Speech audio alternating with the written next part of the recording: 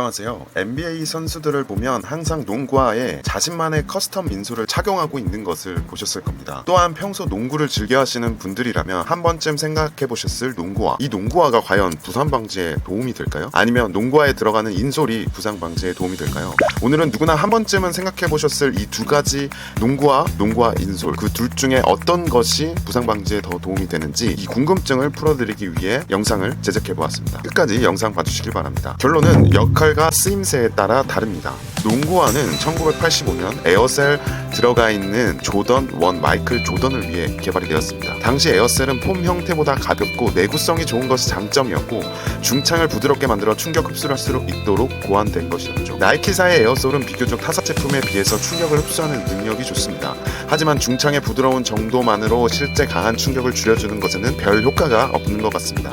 이후 나이키는 다양한 에어셀 형태를 보여주죠. 에어셀 중 가장 인기가 많고 많이 사용되는 것은 텐실 에어. 에어셀 내에 포스트를 세워서 구심력을 가지게 만들어 충격 흡수 후 반발을 만들어 통통 튀는 느낌을 주게 됩니다. 텐실이란 용어가 더 합당하지만 줌 에어란 멋진 네이밍으로 더욱 인기를 끌게 됩니다. 그렇다면 이런 에어셀이 충격을 흡수하고 부상의 위험도를 감소시켜주는가? 꼭 그렇지 않는 혹은 더 나쁜 결과를 보고하는 연구도 있습니다. 에어셀은 착지 시 운동 시 유동을 만들기 때문에 BJSM 2001에는 약 4배가량 발목 염좌의 빈도를 높이는 것으로 알려져 있습니다. 그래서 이런 유동 발의 내측 꺾임을 막기 위해서 신발의 앞뒤쪽에 플로어를 만들어서 꺾이는 것은 신발 외측의 기계적을 막아주기 위해서 날개를 만들기 시작했다고 하죠. 이런 날개를 만들면 거고라 관절의 움직임이 제한되어 후 경골건의 약화를 가져올 수도 있어 찬반이 있습니다. 1980년 포스 시리즈가 나오면서 발목에 스트랩을 추가하고 하이탑 신발들이 선보이기 시작했죠. 발목의 염좌를 막아주고 안정성이 높아지는 것이 그 이유였죠. 농구화를 선택할 때 하이탑이 좋으냐 로우가 좋으냐 어떤 신발이 더 안전한가에 대한 많은 의견이 있습니다.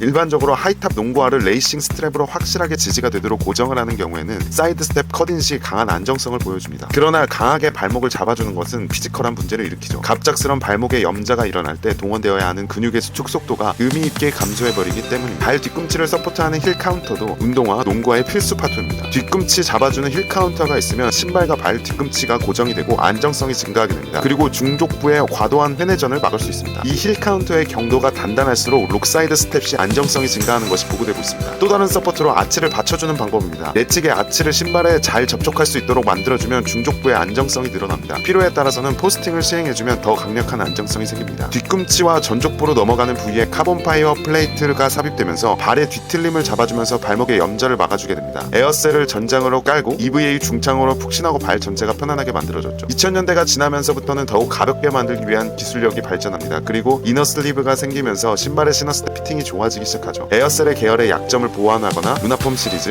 리액트 시리즈, 줌에어 용량 조정, 맥스웨어를 전장에 두른 360 시리즈, 빈스 카터를 위한 슈스 시리즈 많은 농구화가 나오고 있습니다. 그러나 신발을 바꾼다고 해서 점프력을 높이거나 실제 부상 빈도를 낮추거나 하는 연구는 나오고 있지 않고 대부분의 연관관계가 없는 것으로 보고되고 있습니다. 이런 신발의 구조가 퍼포먼스를 증가시킨다는 연구가 디자인이 쉽지 않고 다른 요소가 혼합되어 있어서 증명이 어려운 것이 사실이죠. 또 다른 문제는 쿠셔닝은 너무 무르게 하면 흔들림이 발생하고 발목의 염좌, 무릎의 뒤틀림 등이 잘 일어나고 단단하게 하면 족저근막염, 아킬레스 건염이 생기죠. 접지력을 너무 좋게 하면 발목의 염좌가 잘 발생하고 접지력이 낮으면 넘어지거나 햄스트링 손상을 입을 가능성이 큽니다. 발의 피팅을 너무 좋게 만들면 플렉스 존에서 발이 굽어지게 되어 갈키족, 발톱 빠진 굳은 살 등이 생기고 나쁘면 힐 슬립, 불안감이 증가합니다. 트레이드 오프라고 해서 하나가 좋으면 하나가 나빠지게 되는 거죠. 그래서 많은 트레이너들이 신발을 선택할 때 필요한 부분, 본인의 특성에 맞추어서 신발을 고르게 됩니다. 또한 회사에서 신발을 만들 때 대표 스타의 니즈를 맞추어 제작하게 되는 것이죠. 농구의 포지션별로 신발을 선택하게 되는 기준은 조금 다른 것으로 알려져 있습니다. 하지만 신발 선택의 더욱 중요한 부분은 발 사이즈를 정확하게 맞추는 것, 적절한 양말을 신어서 슬립이 일어나지 않게 되는 것이죠. 선수의 포지션에 따라서는 특히 센터 포지션의 수직 점프나 근력을 이용해 버티거나 밀치는 역할이 많습니다. 포워드는 점프, 스프린트 등 다양한 스킬을 시도해야 되고